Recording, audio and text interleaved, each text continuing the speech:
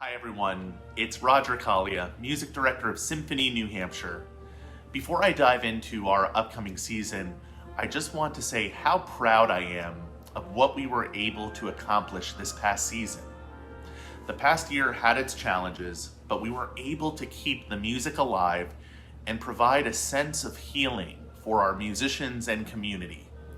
It was truly a team effort, and I would like to thank our wonderful musicians, staff, board, and patrons for all of their support.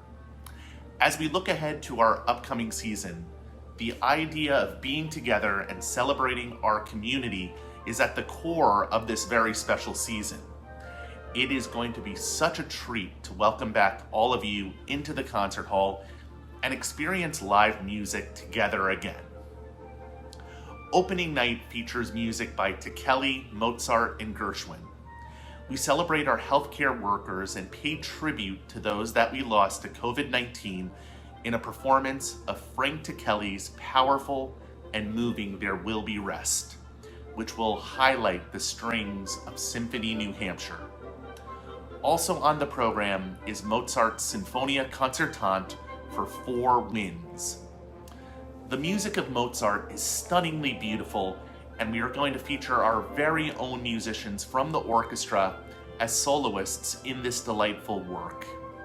We conclude the concert with a chamber orchestra suite by Ian Farrington of Gershwin's iconic Porgy and Bess, which combines classical music and jazz, including perhaps the most recorded song in history, Summertime. Our November Classics program pairs music by Bach and Schubert with the American composer Florence Price.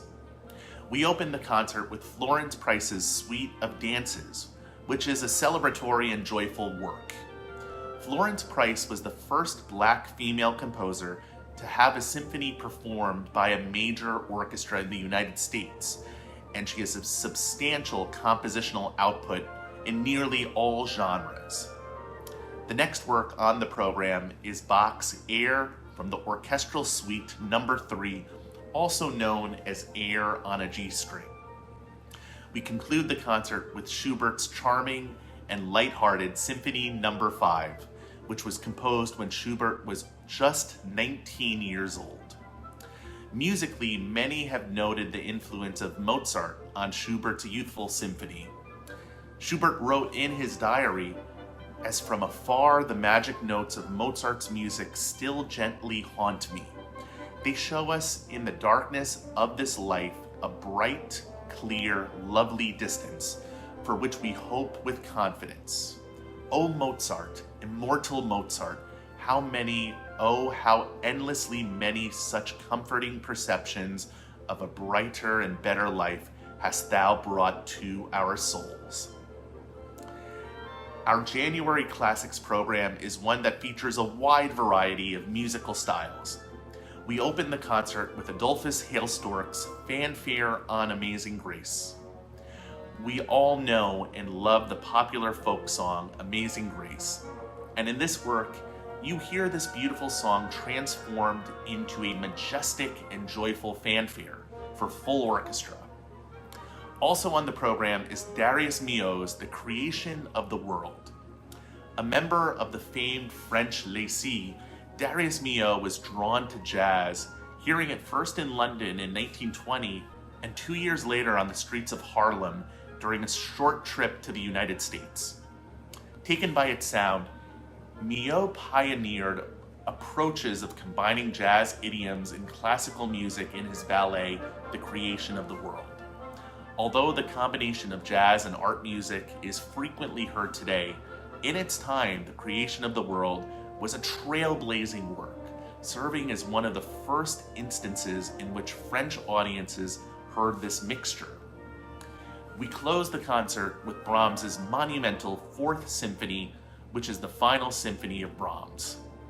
The music of Brahms is always an emotional and moving experience, and we are thrilled to be performing this music for you. You can't have a season without the music of Beethoven, and our March Classics concert features Beethoven's Second Symphony. This is Beethoven's most optimistic and joyful symphony, even though at the time Beethoven was struggling immensely as he was losing his hearing. We open the concert with Rossini's Overture to the Barber of Seville, which is one of the most famous overtures of all time. Lastly, I'm proud to feature the amazing violinist Timothy Chewy, who will be performing Bruch's Violin Concerto No. 1 with the orchestra. In addition, Timothy will join us on the third movement, titled Exuberant, of the double concerto for 2 violins and orchestra by the American composer Sheridan Seyfried, which includes hints of bluegrass music. We close out our classic series with Dvorak's iconic Symphony No. 9 from the New World. Known today as the New World Symphony, this work draws on a variety of Native American and African American musical materials, with many scholars also pointing to Henry Wadsworth Longfellow's epic, The Song of Hiawatha, as a source of inspiration. This work, with its ties to the Iroquois heroine and invocation of American sounds, was one of the first to directly address the question of representing America musically. I am also thrilled that Symphony New Hampshire will be co-commissioning American composer DJ Sparr's Concerto for Electric Harp and Orchestra on this concert, which features harpist Rosanna Moore. We open the concert with Louise Farrenc's Overture No. 1, which is a bold and majestic work. In addition to our classic series, we have a variety of concert offerings that we will be presenting, including our Symphony NH Presents series. Backed by popular demand, we will feature our brass musicians in a concert titled Holiday Brass, which will include both sacred and popular music of the holidays. I am also excited to be conducting our very popular and beloved Holiday Pops concert, which will feature the music of Tchaikovsky's The Nutcracker and well-known Christmas classics. Bring the entire family to get into the holiday spirit. We ring in the new year with the music of James Bond, featuring selections such as Goldfinger, For Your Eyes Only, From Russia with Love, and Diamonds Are Forever, among other songs. As a huge fan of the James Bond movies myself, I'm really looking forward to this show, and I hope to see all of you there.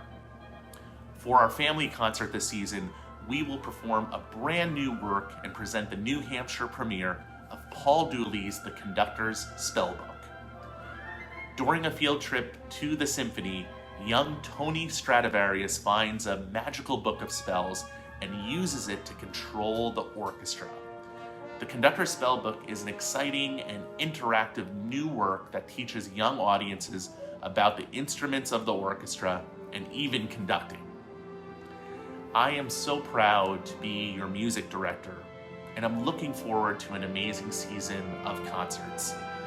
Thank you for your support and dedication to Symphony New Hampshire, and I'm already counting down the days to opening night.